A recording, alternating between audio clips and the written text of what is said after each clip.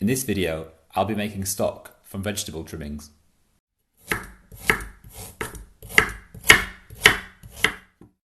Before I begin, I would just like to say that I got the idea of this vegetable stock from a video by Atomic Shrimp. I'll provide a link to the original video in the description. Thanks to him, this process of saving vegetable trimmings and making stock from them has now become a regular thing that we do to reduce our food waste and also make the most of our fresh produce. So this is the box that we keep in the freezer. And any time that we're preparing vegetables for dinner or for lunch, we'll put the trimmings of the vegetables in this box and then into the freezer. So let's take a look what's inside.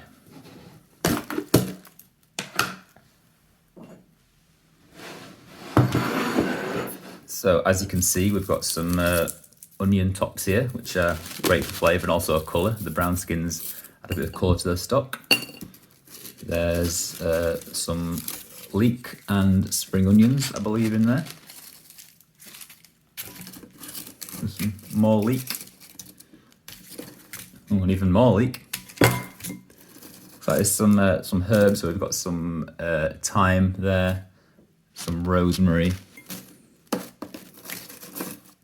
carrot peelings and carrot tops. Let's see what else.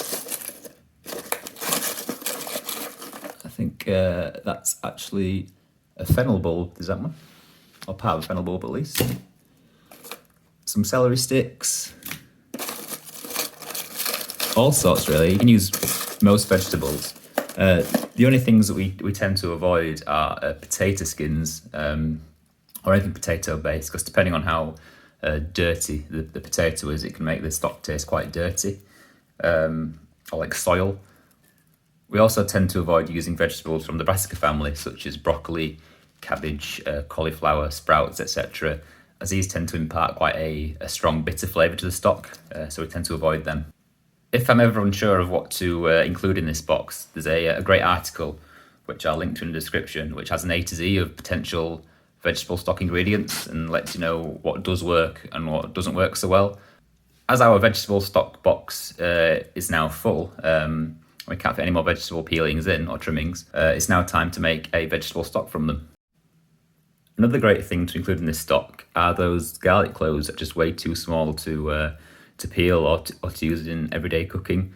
So we put these to one side and save them, and we'll chuck them in as well.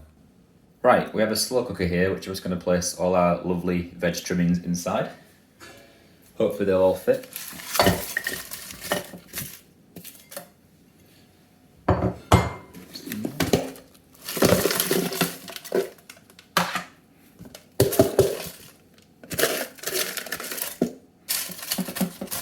Lovely, that's just about right.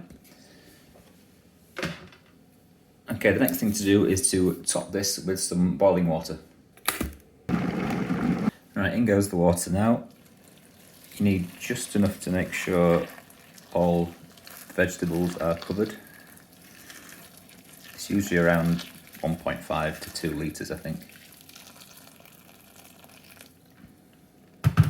Give them a bit of a poke around to make sure they all fit.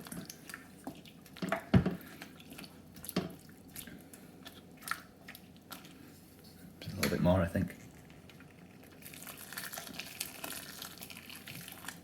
Pretty good.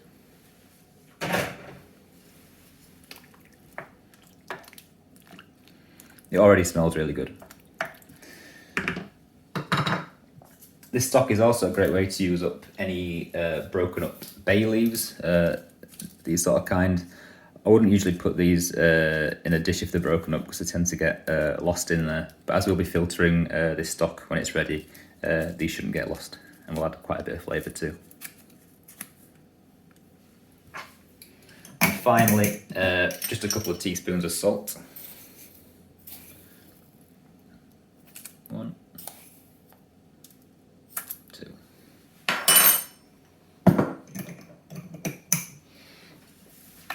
So I'll give that a nice big stir.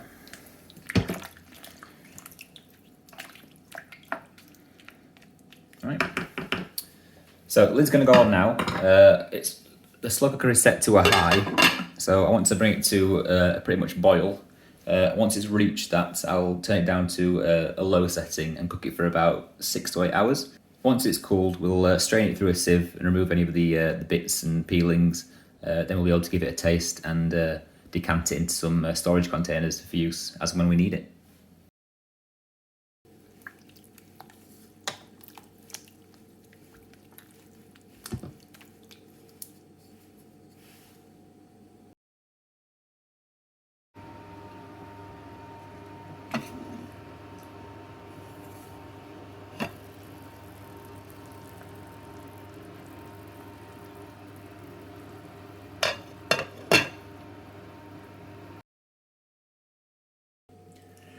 Right, so the stock has been simmering away for about 7 hours. It's just had an extra hour to cool down a little bit.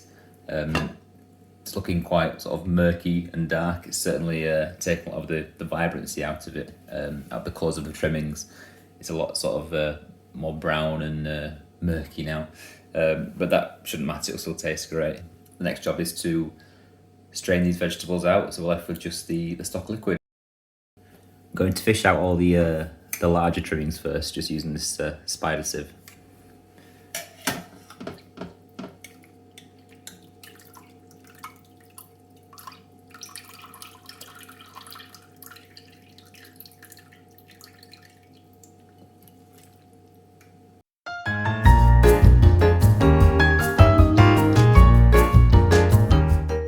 So now all the larger trimmings are out, I'm going to pass the rest of the liquid through a much finer sieve, and then we'll be left with our stock.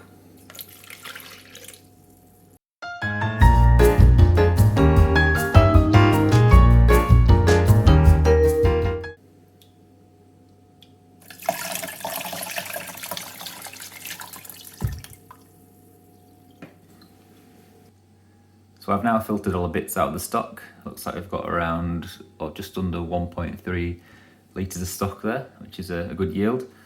This is the colour of it. It's slightly golden. Looks a bit darker in the jug, but when it's in the glass, it's a bit more of a pale brown colour. I'm just going to give it a taste and see what it's like.